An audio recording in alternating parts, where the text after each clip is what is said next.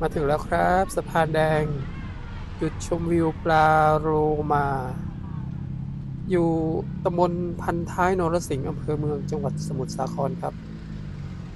นี่ค่าบริการจอดรถนะครับ20 บาท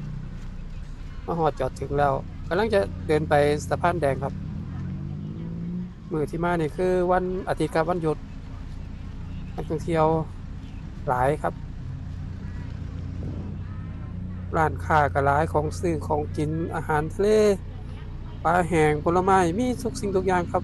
บ่มีอย่างเดียวคือกาแฟร้อน หมายถึงว่าร้านค้าข้างๆนะครับบ่มีแต่ร้านใหญ่ๆนะมีอยู่ครับ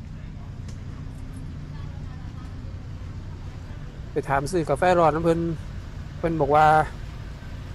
ซื้อมายังกาแฟร้อนย่ำกินกระเป๋าคือเก่าว่าสั่นเพิ่นว่าเบิ่งครับนี่ของอยู่ของกินหลายคักครับมื้อนี้ชาวต่างชาติหลายลมค่อนข้างจะแรงครับมื้อนี้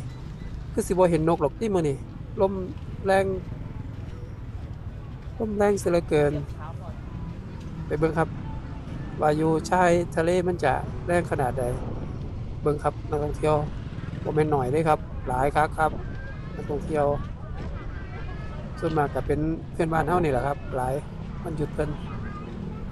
ผมกำลังจะเดินไปที่สะพานแดงครับเป็นครั้งแรกที่สวได้มานะครับจะอยู่ใน YouTube เพิ่นลงกันมื้อนี้ก็มาให้เห็นกับตา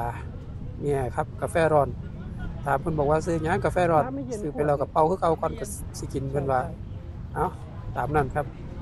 เท่าไหร่ครับได้น้ำขวดหนึงน้ำเปล่าขวดหนึงไปแล้วครับบัดนี้ไปครับเอาเสียงพิณม่วนๆมาชมบรรยากาศ เพราะว่าเสียงลมกับคลื่นมันเสียงมันดังครับครับไปครับเอาเสียงพิณมวลๆพานำชมสะพานแดงครับ